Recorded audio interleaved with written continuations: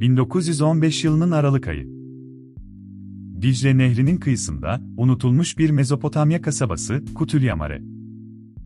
Burada, tarihin en sessiz ama en ölümcül silahlarından biri, bir orduyu diz çökertmek üzereydi.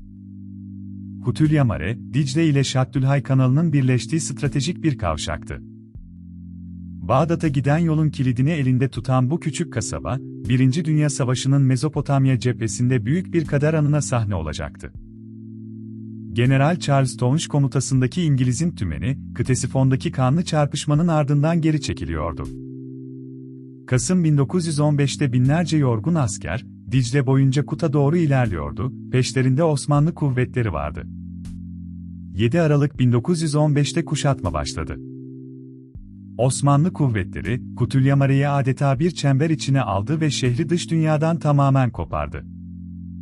İçeride yaklaşık 13.000 İngiliz ve Hint askeri vardı. İlk günlerde moral yüksekti, kurtarma kuvvetlerinin birkaç hafta içinde geleceğine inanılıyordu. Kuşatmayı önce Nurettin Paşa yönetti, ardından komuta Halil Paşa'ya geçti. Alman Mareşal Kolmar von der Goltz ise, Osmanlı 6. Ordusu'nun genel komutanı olarak stratejiyi şekillendiriyordu. Haftalar aylara dönüştü. Nehir ablukaya alınmış, karayolları kesilmişti, Kütülyamare'deki erzak depoları hızla eriyordu. Ocak 1916'ya gelindiğinde günlük rasyonlar sürekli azaltılıyordu. Askerler, savaş atlarını ve katırları kesip yemek zorunda kaldı, bu, disiplinli bir ordu için son derece ağır bir gerçekti. Açlığın yanına hastalık da eklendi. Dizanteri, sıtma ve skorbut kamp içinde hızla yayılırken, zayıf düşen bedenler direncini kaybediyordu. Dışarıda ise bir kurtarma ordusu Kut'a ulaşmaya çalışıyordu. Şeyh Sad, Vadi ve Hanna'da art arda yapılan saldırılar, Osmanlı savunma hatlarına çarpıp geri püskürtüldü. Bu kurtarma girişimleri, kuşatılanlardan çok daha fazla can aldı. Ocak ile Nisan 1916 arasında yaklaşık 23.000 İngiliz ve Hint askeri, Kut'a ulaşmaya çalışırken hayatını kaybetti ya da yaralandı. 8 Mart 1916'da Dujaila'ya düzenlenen büyük saldırıda başarısız oldu. Kut'a sadece birkaç kilometre kala, kurtarma umudu bir kez daha söndü. Çaresizlik içinde tarihte ilk kez uçaklarla hava yoluyla erzak atma denendi. Ancak yetersiz kalan bu girişim, aç kalan binlerce askeri doyurmaya yetmedi.